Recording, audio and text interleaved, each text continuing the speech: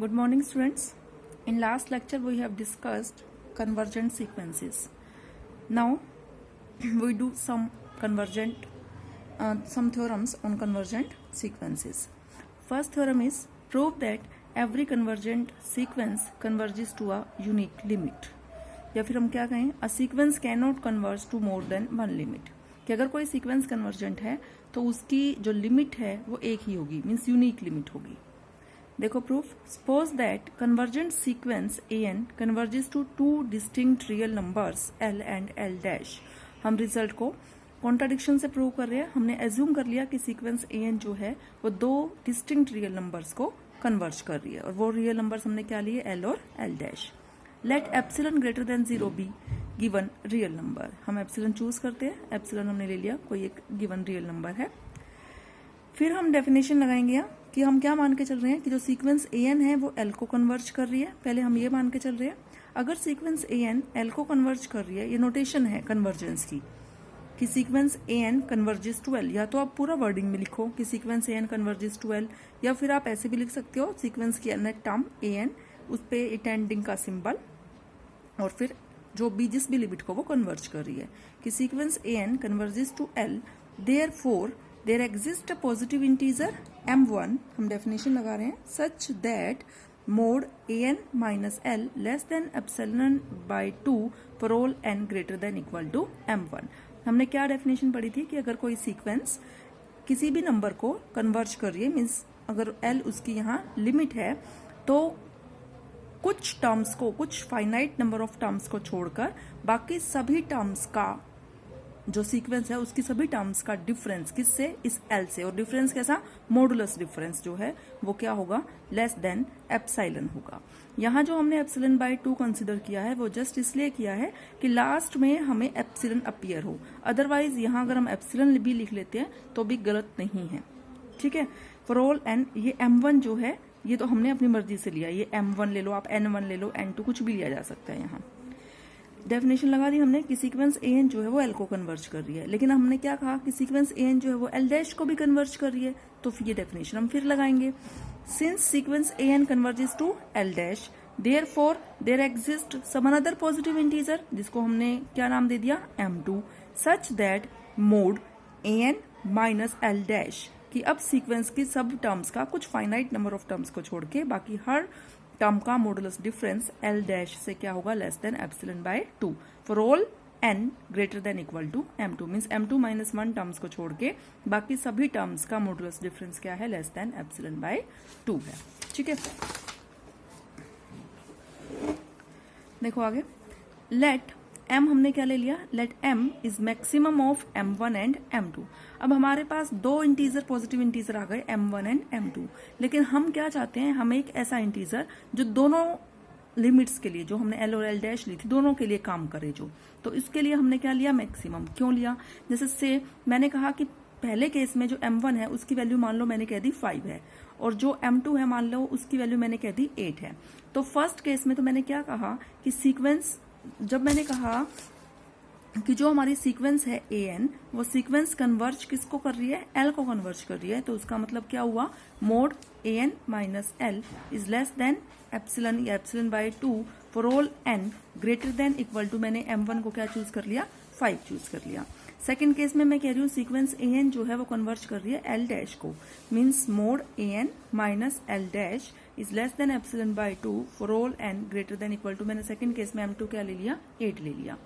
यहाँ तो रिजल्ट क्या हुआ कि फर्स्ट 4 टर्म्स को छोड़ के बाकी सब टर्म्स का डिफरेंस जो है वो लेस देन एप्सिलॉन बाय 2 है. कहने का मतलब a1, a2, a3 और a4 को छोड़ के बाकी हर टर्म का difference less than epsilon by 2 है.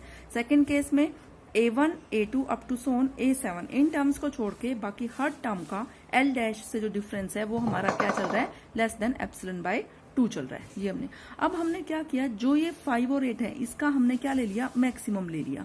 मैक्सिमम अगर हम लेंगे 5 और 8 का, तो 5 और 8 का मैक्सिमम क्या आएगा हमारे पास, 8. ये 8 बड़ा है. तो हम क्या चाहते हैं, एक ऐसा इंटीजर जिसके लिए ये दोनों रिजल्ट होल्ड कर जाएं. अब ये रिजल्ट 5 और 5 से बड़ों के लिए, सबके लिए होल्ड कर रहा है, तो इसका मतलब 8 और 8 से बड़ों के लिए भी तो होल्ड करेगा ये वाला रिजल्ट, है ना. और ये वाला तो होल्ड कर ही रहा है. तो मीन्स अब ये जो दोनों रिजल्ट्स हमने लिखे हैं ये कॉमन हम क्या लिख सकते हैं, कि mod an minus l is less than epsilon by 2 for all n greater than equal to इन दोनों का मैक्सिमम, मीन्स हमारे केस में क्या हो जाएगा, maximum of m1 and m2, और से इस मैक्सिमम को हमने किससे डिनोट कर दिया, m से। सेकंड भी हमारे पास क्या हो जाएगा, mod an minus L dash is less than epsilon by 2 for all n greater than equal to m। तो मीन्स ये m जो है दोनों के केस में क्या आ गया, कॉमन आ गया। अब ये ठीक है, इतनी बात क्लियर हो गई। देखो यही लिखा है इसने कि mod an minus L and mod an minus L dash is less than epsilon by 2 for all n greater than equal to m। Now अब हमने क्या किया, इस l और l डैश का डिफरेंस देख रहे हैं क्या आ रहा है। इसका डिफरेंस, मॉडुलस डिफरेंस निकालने के लिए इसमें हमने एक टर्म an ऐड भी की है और सब्ट्रैक्ट भी की हुई है। ठीक है, देख रहे हो आप, ऐड और सब्ट्रैक्ट की। फिर हमने फर्स्ट 2 की पेयरिंग की और लास्ट 2 की मीन्स एक टर्म ये और दूसरी टर्म ये, और फिर रिजल्ट लगा दिया। इस टर्म को हमने, फर्स्ट टर्म को हमने a एज्यूम किया हुआ है। देखो कैसे, जो हमारे पास क्या आया, जो हमारे पास था, फर्स्ट टर्म थी हमारे पास फर्स्ट टर्म क्या थी हमारे पास, हमारे l माइनस एल डैश था, उसमें हमने an को सब्ट्रैक्ट भी किया था और ऐड भी किया था, ये टर्म थी हमारे पास। तो ये इसको मान लिया मैंने a और इस टर्म को क्या मान लिया मैंने b।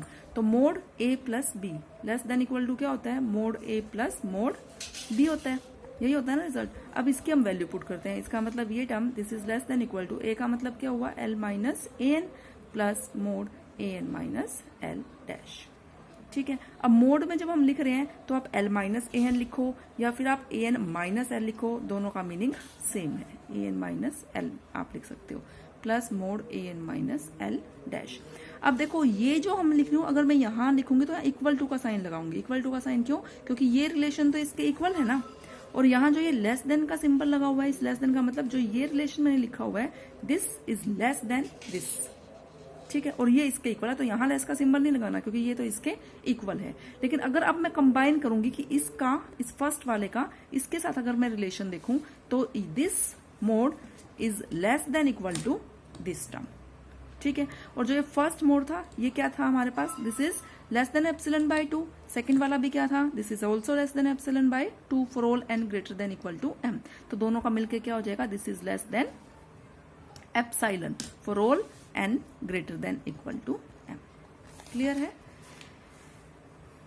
तो इसका मतलब हमारे पास क्या आ गया, ये आ गया ना एप्सिलॉन बाय 2, ये भी एप्सिलॉन बाय 2 से लेस, ये भी एप्सिलॉन बाय 2 से लेस, तो मोड l minus L dash is less than epsilon. Now if we take epsilon is equal to mod l minus L dash by 3, अगर हम एप्सिलॉन को ये चूज कर लें तो जो इक्वेशन 4 है वो हमारी क्या बन जाएगी, mode l minus L dash is less then l minus L dash by 3 which is a contradiction. अब एप्सिलॉन तो हमने चूज करना है ना, वेरी वेरी स्मॉल, इसको तो हम कुछ भी चूज कर सकते हैं, इस नंबर को। तो हम क्या कह रहे हैं कि जो ये डिफरेंस आ रहा है, ये डिफरेंस लेस देन एप्सिलॉन आ रहा है, अब एप्सिलॉन से कम है। अब मैंने एप्सिलॉन को क्या चूज कर लिया, मैंने एप्सिलॉन को ये चूज कर लिया, तो ये तो क्या आ गई, कॉन्ट्राडिक्शन आ गई, है ना, क्योंकि mode l minus L dash तो इसके इक्वल है ना, इससे लेस तो नहीं हो सकता। तो इसका मतलब हमारी पोजीशन क्या हो गई, रॉन्ग। तो इसका मतलब कन्वर्जेंट सीक्वेंस जो है उसकी लिमिट क्या होगी, यूनिक लिमिट होगी, दो लिमिट उसके एग्जिस्ट नहीं कर सकती। ओके स्टूडेंट्स, अब ये एक रिमार्क दे रहा है कि due to above theorem we generally use the term the limit instead of a limit, क्योंकि लिमिट क्या होती है, हमेशा यूनिक